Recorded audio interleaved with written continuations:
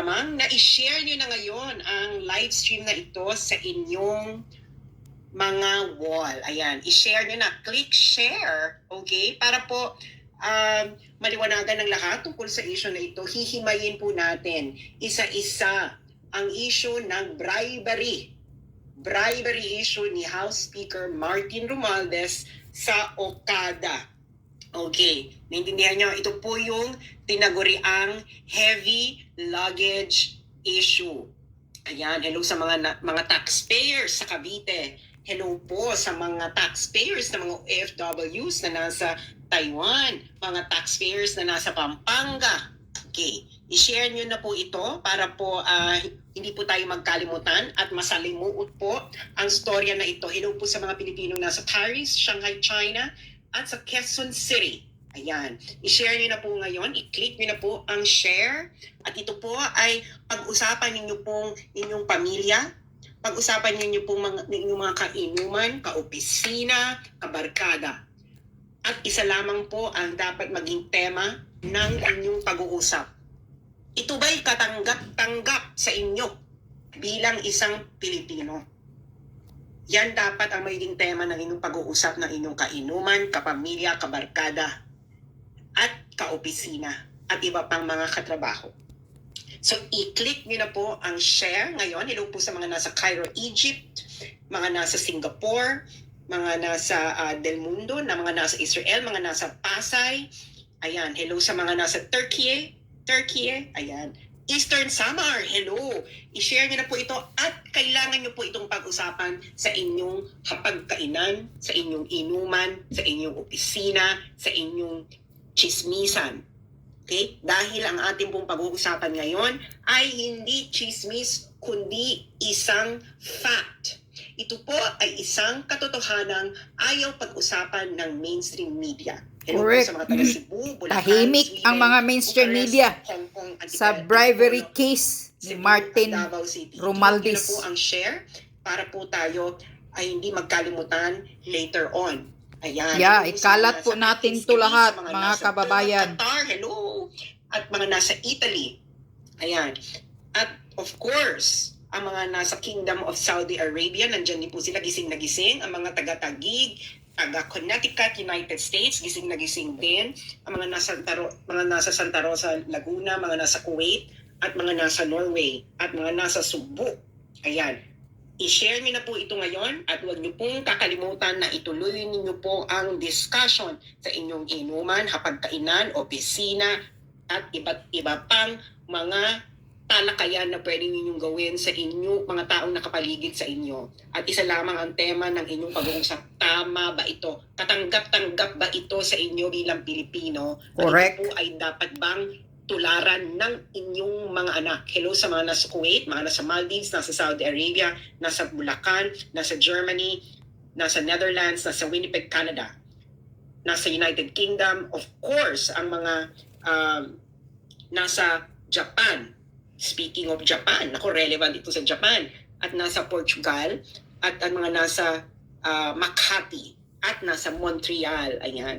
Okay, sisimulan na po natin. Okay? Sisimulan na po natin ang talakayan ng Okada bribery issue. Hello sa mga nasa Hong Kong, paano ko ba makakalimutan mga nasa Hong Kong at Glendale, California, at of course, mga nasa Rome, Italy, at Australia. So, click share nyo na po ngayon. Click share. Okay, pag-uusapan na po natin ang Okada bribery issue ni Martin Romualdez na ayaw talakayin ng mainstream media. Kayo na po ang bahalang magdesisyon kung bakit ayaw itong talakayin ng mainstream media. Pero dahil wala po tayong takot, ito po yung ating tatalakayin ngayon. Ano ba itong bribery issue ni Martin Romualdez? Okay. Ang bribery issue po na ito ay ating nahalungkat sa kasong sa pagtutuos ng 26 Capital. Ang 26 Capital po ay isa po itong kumpanya sa Estados Unidos or United States. Okay? Ngayon, merong pagtutuos. Okay? Court case ang 26 Capital laban sa Tiger Resort Leisure and Entertainment Incorporated.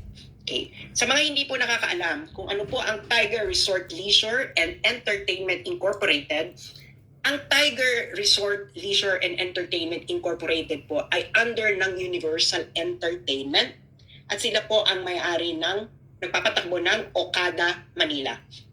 Mhm. Okay, nagkakaintindihan Tiger po tayo Okada na. pala ang pangalan ng company.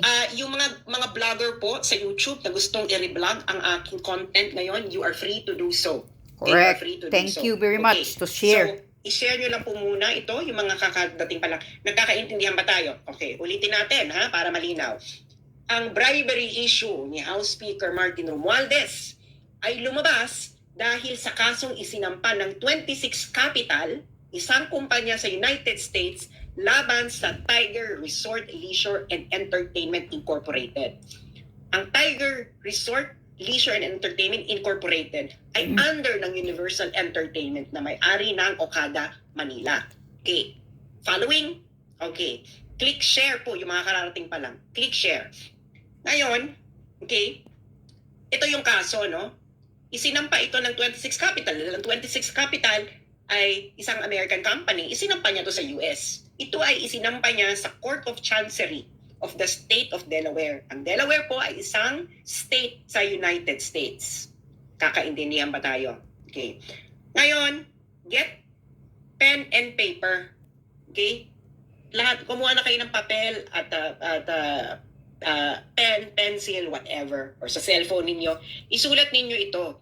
C.A.number.2023-0128-JTL. Dahil yan po ang reference ng kaso na ito sa Court of Chancery of the State of Delaware. Yang may naka-box na nakalagay sa loob ng pulang box. Isulat nyo na yan, screenshot nyo, para mamaya ma-google nyo at mabasa nyo ito. Ito po ay mababasa ninyo ang buong kaso, pati ang kasong isinampan ng 26 Capital. Okay. Are you following me, guys? Okay? Sabihin nyo lang sa akin kung hindi nyo maintindihan, ha? Dahil tatagalugin ko ang lahat at ito ipapaliwanag ko sa isang payak na pag-e-explika para ang bawat isang Pilipino, mapamasa man, mapa-elitista man, mapa-intellectual man o mapatambay ay maintindihan ito ng buong buo. Kaya i-share nyo na ito. Okay. Ngayon, ano ang gusto ng 26 Capital na isang American company mula sa Tiger Resort Leisure and Entertainment Incorporated sa isinampan nitong kaso sa Court of Chancery State of Delaware? Ang gusto ng 26 Capital ay ang tinatawag na specific performance of closing the Special Purpose Acquisition Company, ang tinatawag na SCAP, sa pagitan ng 26 Capital at ng Tiger. Okay. Ang storya po kasi niyan, ang 26 Capital at ang Tiger dapat ay magkakaroon ng merger. Okay? Yan lamang ang pinakamadali natin pag-usapan. Medyo complicated ito, sana. pero itanong nyo po ito sa may alam po sa corporate law sa United States kung anong ibig sabihin ng SPAC or kahit sinong mga abogado na kakilala nyo para ito ay mas lalo nyo maintindihan. Pero yan po ang pinakapayak na ating explanation right now. Ngayon, marahil ay nagtatanong ang karamihan sa inyo, hindi ba?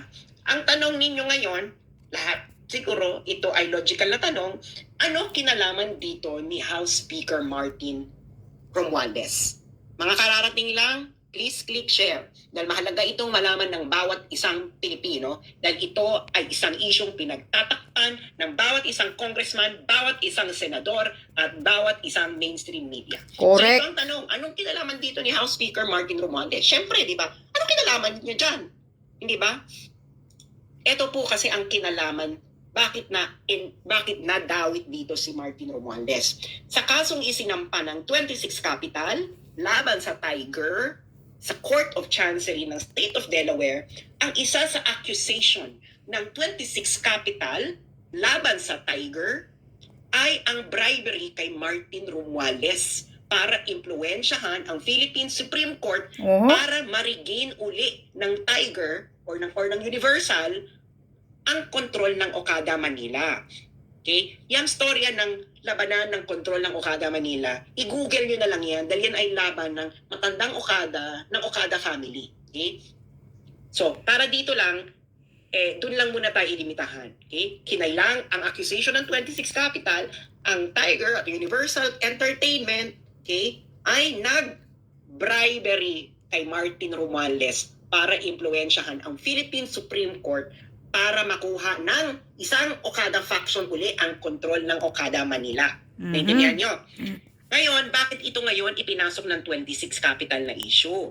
Kasi ang gawain na ito ay tinatawag sa Amerika na breach of ordinary course covenant. Ibig sabihin po ng breach of ordinary course covenant, ito ay labag sa practice, industry practice, okay, sa Amerika. Ang bribery po ay labag, okay, labag sa batas ng Amerika, kaya ito ay matatawag na breach of ordinary course covenant. Naintindihan niyo na, okay? Kaya dito napasok si Martin, okay? At itong specific accusation na ito ng 26 capital laban sa Tiger ay nabalita sa Japan Times noong August 1, 2023. Ito, Japanese firm accused of improper influence over Manila Casino. Japan Times po yung nagbalita.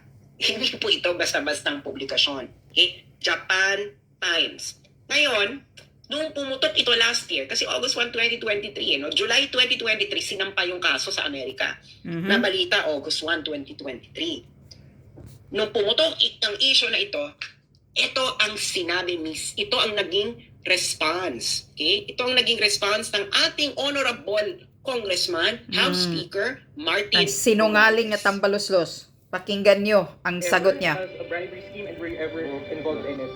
Well, we've reached this point in our career, and we've known when to dignify questions, queries, or allegations. And when it comes to fake news, we just don't dignify. Fake news, ha? There's no truth to it, and we just leave it at that. And we just try to focus on the issues that have credibility and. So narinig niyo yung sinabi niya. Ang sabi niya, ayaw niyang i-dignify ang issue na ito ay fake na news daw. ng Japan Times dahil daw ito ay fake news. Okay? Yung mga kakarating lang, please share. Okay? Dahil fake news daw ito. Okay? Kaya hindi niya i-dignify. Sir, but were you ever contacted to appear in the case in the US? No, that's why I'm really very puzzled why this is even coming up. Sir, and you're also denying na on July 27, 2022, based on that report, Okada Manila officials allegedly brought some quote-unquote heavy luggage with quotes unitem to Romualdez. So I'd just like to get your reaction to that. Again, nothing of that sort ever occurred. That's why Sinungaling, tumingin na sa langit. Okay, sir. Thank you. So, papaalala ko yung sinabi niya ha, hindi raw nangyari yung heavy luggage issue. Ito raw ay fake news. Okay, yan ang sinabi ni House Speaker Martin Romualdez. Ngayon, naalala nyo, okay, yung kaso sinampan ng 26 capital laban sa Tiger. Okay, na-desisyonan ito noong September 7, 2023. Okay, September 7, 2023. Ang nag-decide nito, okay, ng kasong ito, okay, pati na yung issue ng ni-raise ng 26 capital na nag-engage ng improper influence itong Tiger Resort sa Pilipinas sa pagbabribe kay Martin Romualdez, kasama ito sa naging desisyon kung may nangyari bang ganon. Ngayon, si James Travis Laster ang nag-desisyon nito. Siya ang Vice Chancellor of the Delaware Court of Chancery. Okay? Ngayon, get your pen and paper. Okay? Maybe ilalagay ko dito. I-screenshot nyo yan. Okay? I-screenshot nyo yan. James Yang Travel link dyan. Blaster. Kasi yung link na yan, yan link mismo ng desisyon na nasa Delaware Court of Chancery mismo. Kaya kita mo, courts.delaware.gov. Okay? Isulat nyo yan, i-screenshot ninyo para mabasa ninyo. Kayo mismo ang makabasa. Hindi ito fake news, totoo ito. Nasa, it is a decision na sinulat ni James Travis Laster, Vice Chancellor of the Delaware Court of Chancery. Ito po ay korte sa Amerika.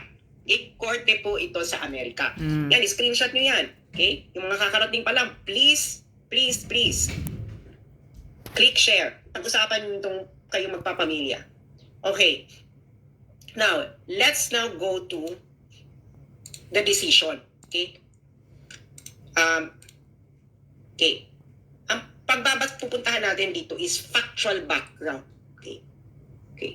Dito sa factual background, sinabi dito na ang trial, ito ay umabot ng 5 days. Meron silang 13 fact witnesses, 4 expert witnesses, at meron ding 2,281 exhibits kasama na ang deposition, transcript ng 29 na individuals. So nagkaroon ito ng proper trial para madetermina ang mga facts.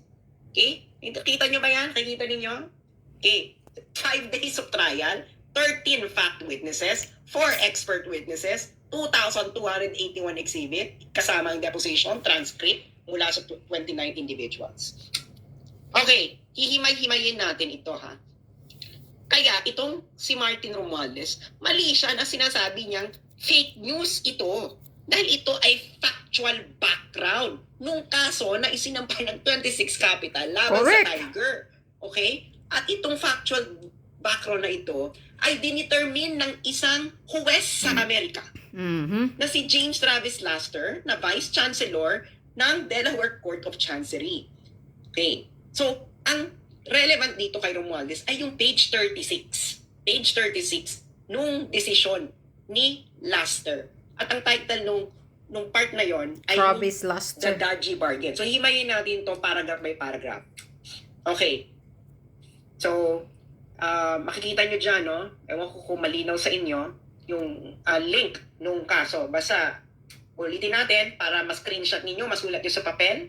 Okay? Para, ayan.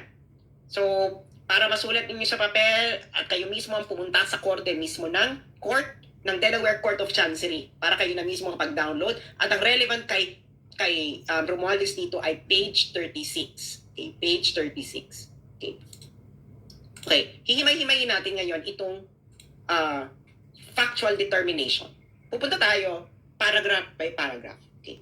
Paragraph 1, okay, ng part na the dodgy bargain. Ang ibig sabihin ng dodgy ay suspicious, not above board, illegal, pangit, tsaka, ano ba mga pwedeng dodgy? Kaduda-duda, hindi kaaya-aya. Yan.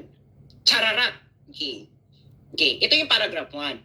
Sabi sa paragraph 1, itong Universal at yung Tiger, okay, they attempted na makuha uli ang control ng Okada, Manila through a judicial process. Okay? Ngayon, yung Tiger, nag-file na sila ng motion for reconsideration sa Supreme Court. Okay? Kaso nga, nagkaroon ng takeover na yung matandang Okada. Okay? Ngayon, yung pagkatapos ng takeover, yung Tiger, nag-file sila ng supplement noong June 9, 2022 sa Philippine Supreme Court. Yung Philippine Supreme Court, dead ma, hindi sila nag-respond doon sa isinampang motion ng Tiger. Ngayon, ito ay paragraphs 2 and 3. Ngayon, noong June 3, 2022, okay? Napakaliit, Again, ito ay maklaro, facts. blurred. Facts. Okay? Na dinitermina ni James Travis Laster, Vice Chancellor of the Delaware Court of Chancery, sa isang hearing, totoong trial, hindi ito kangaroo court na katulad sa Philippine Congress. Correct. Noong June 3, 2022, si Michelle Lazaro, okay, ay nag-suggest ng isang alternative sa judicial process. Okay? Si Lazaro ay director ng Tiger at corporate secretary rin siya ng Tiger. Okay? Yung isang director din ng Tiger na si James Lorenzana, kasabwat ni Lazaro, ay pareho daw nasa elite circles ng Pilipinas. Ngayon, itong si Lazaro, si Michelle Lazaro, nag-email siya kay Asano, Takeuchi, at isa pang Universal Director. In-explain ni Michelle Lazaro sa mga Hapon na ito, okay, na siya, si Michelle Lazaro at si James Lorenzana ay may isang relasyon sa isang common friend na isa daw key figure sa Philippine politics na tumulong na rin daw dati sa Universal. Okay? At ito raw ang best option ng Universal para makuha uli ang kontrol ng Okada. Okay? Yung batang Okada yan. Okay? Ngayon, ang sabi ni Michelle Lazaro sa email, the key person, our common friend, feels that my involvement moving forward is indispensable, such that he was reluctant to provide further assistance or to pursue any potential partnership unless her concerns were addressed. So ang sabi ni Michelle Lazaro, kailangan si Michelle Lazaro sa deal na ito. So ang ibig sabihin niya kung anong kailangan involved si Michelle Lazaro, yan ang sinabi daw sa kanya ni Martin Romualdez. Anong evidence ang nakuha nila dito? Yung email mismo ni Michelle Lazaro. Okay? Kasi sa Amerika po, meron pong tinatawag na discovery proceedings. Okay? Ibig sabihin ng discovery proceedings, lahat ng evidence na kailangan mo sa kalaban mo ay pwede mo makuha, emails, text, etc. Ayan, Kaya nakita nyo nakapaskin lahat. ano ni Amber Heard saka ni Johnny Depp, may discovery proceedings yun. Kaya nga, di ba, ang daming evidences na alam nila pareho. Kasi yun, saka may nakita pa, di ba, may mga lumabas pa mga text messages si Johnny Depp, si Amber Heard, ayun ay nakuha through discovery proceedings. Okay. Ngayon, ang sabi ni Michelle Lazaro, ang common friend daw na yun, okay, ay si Martin Romualdez. Oho. Speaker of the House for the Philippines. Ito ang sinulat mismo ni James Travis, Vice Chancellor ng Delaware Court of Chancery. Ang common friend daw ay si Martin Romualdez, ang Speaker of the House for the Philippines, nephew by blood ni Philippine First Lady Imelda Marcos, nephew by marriage ni former Philippine President Ferdinand Marcos, pinsan ni Philippine Senator Amy Marcos, at pinsan din ni Ferdinand Bongbong Marcos. Okay? Yung JX674 na yan, evidence yan. Okay? Yan ang source ng evidence na nakita ni James Travis Laster. Kaya nga pag pumunta tayo sa Delaware at pinakuha natin ang buong kopya ng buong kaso, makikita natin lahat. Pero dito muna tayo mag-focus ng desisyon. Okay. Ngayon, sabi pa ng ang nakalap na fact ng Vice Chancellor ng Delaware Court of Chancery para ma-confirm ni Lazaro ang kanyang connection. Itong si Lazaro, Michelle Lazaro, nag-text siya kay Takeuchi, yung hapon, no, ng Universal, ng dalawang pictures ni Lazaro kasama si Romualdez. Okay. Ngayon, sabi daw ni Lazaro sa text, yung pangatlong individual doon sa picture ay ang chair ng Philippine Gaming Commission. Sino yan? Si Altenco. Okay. Altenco, sabit. Ngayon, Ayan. si Michelle Lazaro at James Lorenzana. At bakit nga ba ito malapit kay Martin Romualdez? Okay. Itong si Michelle Lazaro ito ay anak ni Lolong Lazaro na isang close friend ni Martin Romualdez. Aha. I-google nyo ito. Nung namatay si Lolong Lazaro, itong si natatay ni Michelle Lazaro, itong si Martin Romualdez ay nag-deliver pa ng eulogy sa tatay sa pagsalamay ng tatay ni Michelle Lazaro.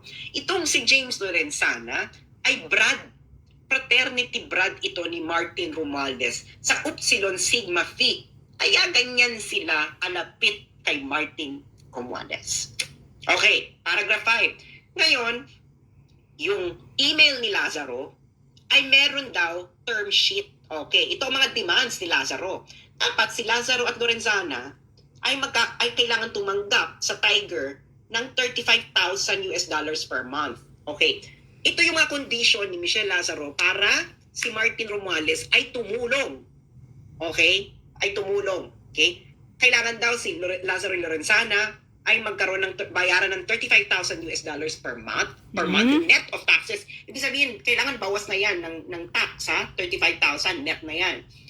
Ngayon, $35,000 yung board ng Tiger ay kailangan palawakin daw, kailangan maging 30 ng miyembro, at kailangan si Lazaro at Lorenzana ay may karoon ng karapatan na mag-designate ng 6 na members doon sa 13 members.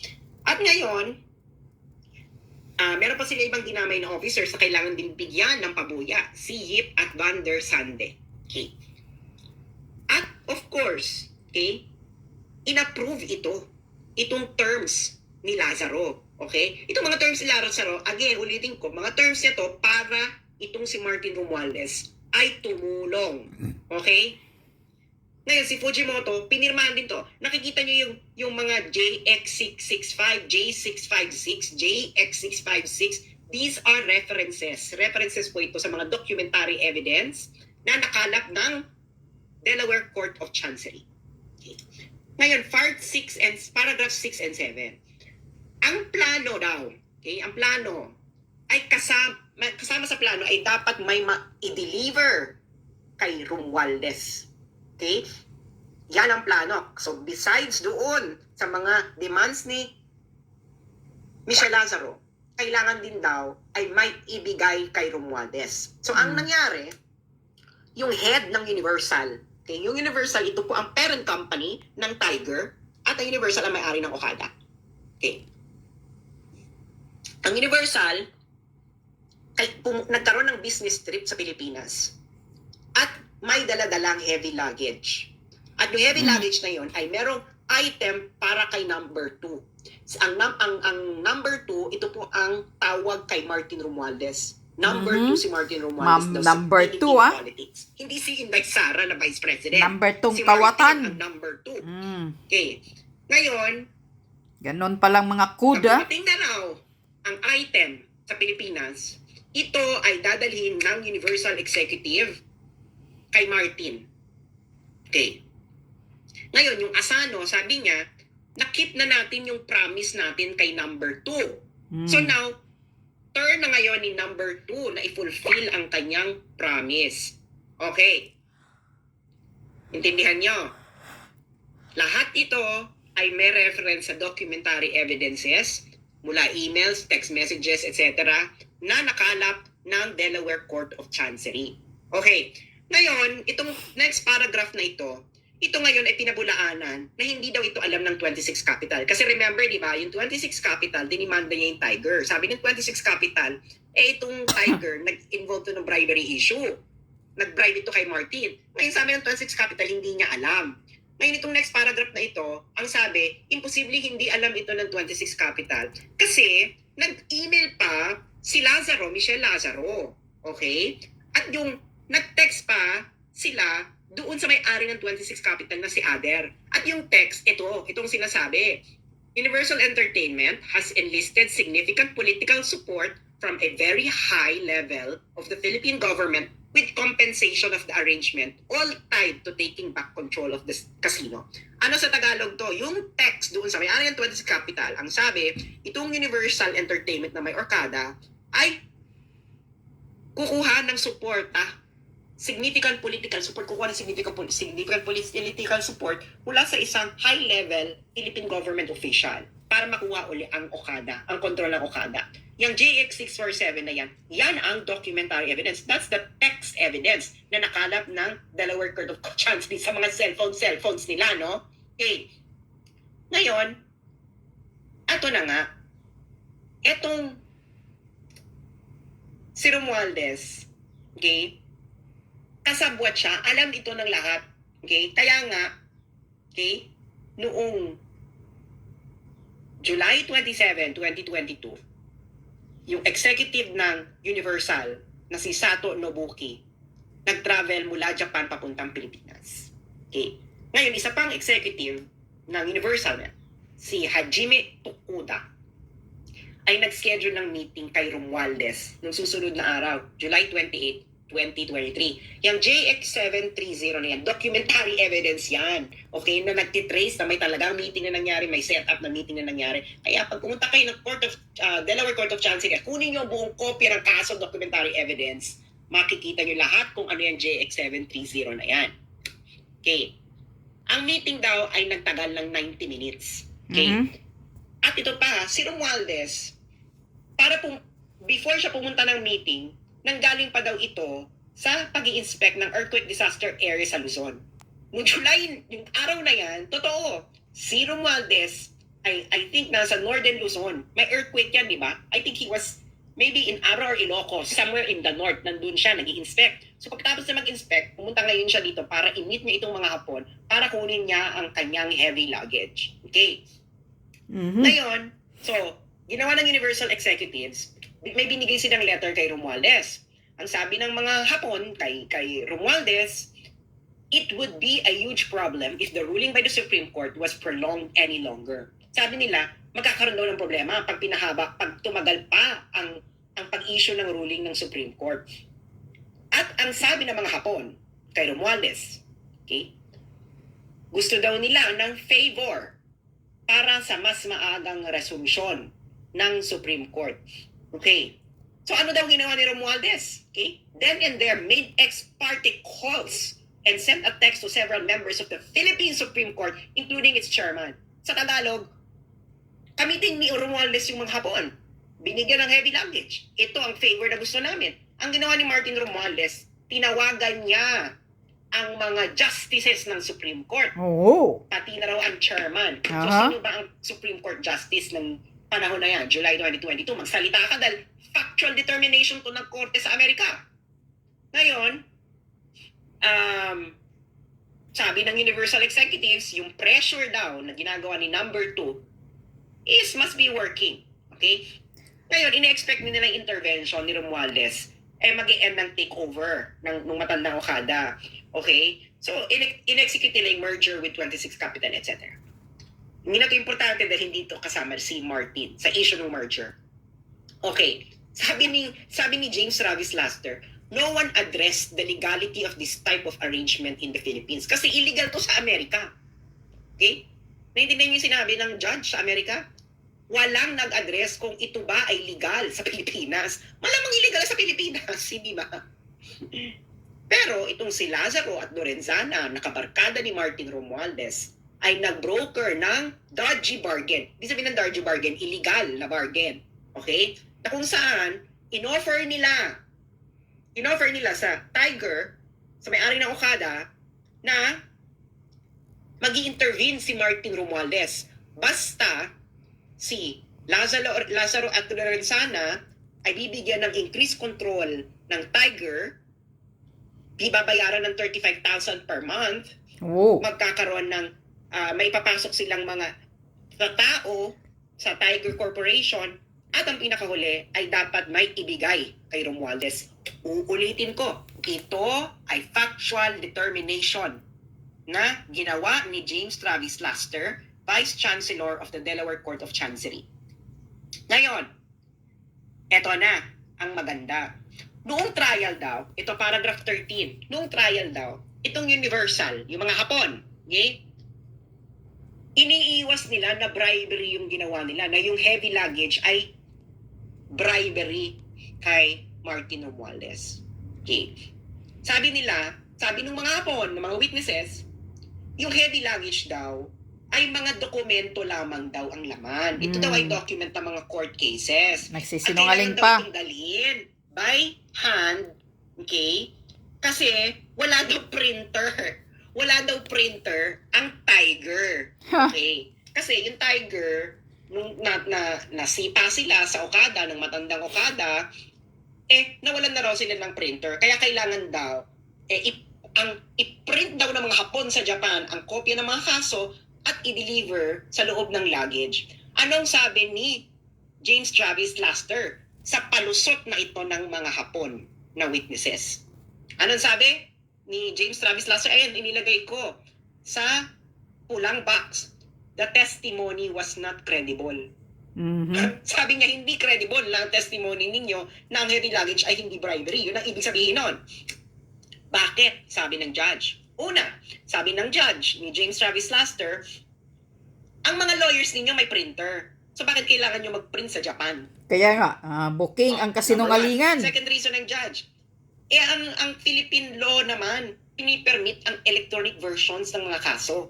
So bakit kailangan nila i-print, di ba? Pwede naman ang electronic version sa under Philippine law. Pangatlo, nag-file na raw ang Universal ng mga documents, okay, para sa lawsuit. So bakit pa kailangan yung mag-print? Ika-apat. Ngayon, bakit ang senior executive ng Universal ang kailangan magdala ng mga printed documents papunta dito kay Romualdez? Meron naman kayong courier. Ikalima, sabi ng judge, yung mga emails ninyo sa Universal, ang sabi ninyo, yung daladala ninyo ay item. Ito ay napaka-weird na word para sa documents. Actually, yung mga emails ng Universal, punong-puno daw ito ng mga codes katulad ng heavy luggage. Si Martin Romualdez ang tawag number 2. Okay? Bakit kailangan yung magkaroon ng maraming katsakahan na iba't ibang words para lang sa court documents? Kung court documents talaga yan. At ito ang pinaka sinabi ng judge. Noong minute ng Universal Executives, ng mga Hapon, si Romualdez, ipinakita nila nga ang letters ng 26 Capital at isang pang kumpanya tungkol sa deal. Pero ang mga letters naman yun ay hindi mabigat. Kaya, itong si James Travis Laster, ang kanyang factual determination, ang heavy luggage na yan, ay part ng dodgy bargain. Sa madaling salita, ito ay bribery. Gusto ko lang sabihin mga kababayan, na sa trial na ito, hindi nag-deny ang mga Hapon na minit nila si Martin Romualdez noong July 2022. At meron silang dalang heavy luggage. Booking. Si Hindi Martin. nagpalusot nga lamang ang mga Hapon na ito Ay, sa judge sa documents. Amerika na ito hindi bribery. Pero hindi naniwala dito ang judge sa Amerika. Kaya mga kababayan, nakakalungkot ito. Sangkot dito ang Korte Suprema. Sangkot dito ang House Speaker ng Pilipinas. At of course, Presidente ng Pilipinas, yung pinsan mo, tinotolerate mong ganito. Ito Correct. na ang bagong Pilipinas, Bongbong Marcos. Ito ay kaso, factual determination na ginawa sa isang korte sa Amerika at hindi sa mga kangaroo court ninyo. At itong pinaka nakakalungkot na sinabi ng judge sa Amerika na si James Travis Laster. Ang sabi niya dito, ang mga outcomes daw sa Philippines, sa Philippine courts, ay naaapektuhan ng political influence. Oho, Kaya ito correct. 26 capital, parang kung dalhin mo to sa Pilipinas, wala rin mangyayari. Kung dalhin mo Exactly. to, kung halimbawa, mag-utos si James Travis Laster na ituloy niya yung deal niya sa Tiger, malabong i-honor ito sa Pilipinas dahil nga, ang outcomes pala sa Pilipinas na i-impluensyahan ng mga politiko. Yes. At yung mga kalaban daw, itong 2026 capital, gumawa na nga ng dodgy bargain or bribery para makuha yung political influence. So, porke pa, wag na raw, yung remedy na ituloy, yung i-close yung deal, hindi na kailangan, ay malabong mangyari. Nag-gets niyo? Nag-gets niyo yung sabi? Ang outcomes Tama. sa Philippine legal courts na na-impluensyahan ng mga politiko. Pira-pira lang kasi. Hindi ba kayo nahihiya? Comment, ito ang observation mula sa factual determination ng isang judge sa Amerika. Hindi nyo pa ito ina-address. Pinag-uusapan na ito ng mga sikat na abogado, mga law firms sa Amerika dahil nga napaka-bizarre daw ng mga facts dito. Lalo na itong involvement na ito ni number 2 na House Speaker Martin Romualdez. So ang tanong ko mga kababayan, sino ngayon ang fake news sa bribery issue? Ang laway ni Romualdez o ang factual determination ni James Travis Laster na Vice Chancellor of the Delaware Court of Chancery? Correct. Sino ang fake news? Si Martin o yung judge sa Amerika? Si Tambaluslos na hindi dapat pagkatiwalaan yung mukha Bakit na sa yan. tingin nyo ayaw itong pag-usapan ng mainstream media? Correct. Bakit yung mga senador na malilinis sa katulad ni Risa Ontiveros ayaw itong pag-usapan? Bakit si Trillanes ayaw itong pag-usapan? Bakit ayaw nila itong pag-usapan? Isa itong fact na na-establish sa isang kaso sa Amerika. Ayan, nakikita nyo dyan ang link. I-screenshot ninyo, puntahan nyo yan sa Google, i-search ninyo yung link, puntahan nyo yan, i-type nyo sa search bar. Okay. So ano? Martin Romualdez. Ikaw ang pinakasinungaling. Paano mo mapapasinungalingan itong Okada bribery case mo? Kaya pala, hindi ba kayo nahiya? Diyan sa Pilipinas. Pati Korte Suprema ninyo na influensyahan ng mga politiko. O ano, di ba? Nakakahiya kayo, Korte Suprema? Kasi isang tawag lang daw kayo ni Martin Romualdez. Kayong mga mainstream media, blackout news kayo about dito sa Okada bribery.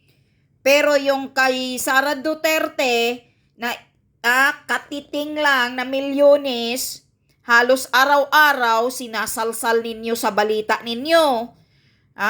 Mga mainstream media. Pero itong pinakamalaking mabigat na kaso ni Martin Romualdez, tahimik kayo. Nakasabwat dito ang Korte ng Pilipinas. May desisyon na. Ito galing kay James Travis Laster. Ito ang chairman, Vice Chancellor of the Delaware Court of Chancery sa Amerika. So, paano mo ito mapasinungalingan, Martin Romualdez? May guts ka pang nagsasabing fake news na tinatanong ka. Ikaw ang fake news, putang ina ka, kapal ng mukha mo. Mukhang pira ka. Kaya dapat mawala ka dyan sa Kongreso. At kayo, mga senador, tahimik kayo. Ikaw, Risa Hontiveros, tangina mo, tahimik ka. Ba't hindi mo ito imbestigahan si Martin Romualdez about sa case na to?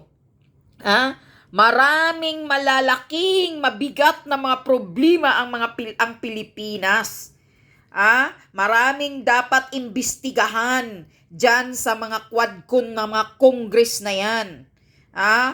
Kung nasaan nanggaling yung pirang pinamimili ng mga kapretso nilang mga Rolex nila. Pero, ang pinagtitigaan ninyong inimbestiga ng imbestiga, mga quadcong mga aso ni Tambi, si Sara Duterte. Dahil talagang may masamang balak kayo na talagang ipagpatuloy ninyo ang impeachment kay Sara Duterte, kaya pilit kayong humahanap ng maliliit na butas na makalusot kayo. Pero hindi nyo kayang gawin yan. Gagawin nyo yan. Titingnan nyo kung ano ang mangyayari. Itong Okada bribery na nadadawit, nakakahiya ang buong Pilipino, ang buong Pilipinas, dawit sa isyu na to, nakakahiyang bansang Pilipinas dahil sa ginagawa ni Romualdez, tahimik kayo. Pati kayo sa Senado, ikaw ay ni Marcos. Dali yung pangalan mo dito. Kasi pinsan ka ni Martin Romualdez. Kung talagang magtutuligsa ka sa mga mali, ipapalabas mo na. Tuligsain mo na itong Okada bribery case kay Martin Romualdez dahil nakakahiya. Nadadawit ang Pilipinas, ang buong Pilipino dawit dito. Pinaghusgahan na ng America Court na ang Pilipinas, ang Korte Suprema ay ma-influensyahan ng mga politiko dahil pira-pira lang naman kasi ang Pilipinas Katulad ng ibang mga mainstream media dyan na pag nasungal-ngalan na ng pera, tahimik na. Hindi na magpapalabas ng mga balita. Yun ngang baha na halos malulunod ang buong Pilipinas sa baha, mabilis na wala ang isyu. Pero ngayon, hanggang ngayon, tuloy-tuloy pa rin ang pagsasalsal sa katiting na budget ni Sara Duterte dahil talagang gigil at gusto talaga nilang pabagsakin ang mga Duterte. Mainstream media, ibalita niyo ito wala kayong mga prinsipyo, wala kayong mga panindigan, ibalita niyo itong Okada bribery ni Martin Romualdez sa Okada. Dahil may desisyon na, it's a fact. Hindi kayo pwedeng malibel dito dahil ito ay katotohanan. At itong mukha ng baboy buaya na hinayupak na Martin Romualdez ang hindi dapat paniniwalaan dahil isang tsutang ginimis sinungaling baboy na to. Kaya wag na wag kayong maniniwala sa hudas na ito. Ngayon, ikaw ang sinungaling at ikaw ang fake news, Martin Romualdez. Sana makulong ka. Ikaw ang sana bitbitin, hilaing makulong doon sa Amerika. Yan ang hinihintay naming lahat. Sama-sama kayo ni Bangag Marcos Jr., pinsan mo. At si Lisa Butod. Sana makulong kayo. At mapatirik yung mga mata ninyo.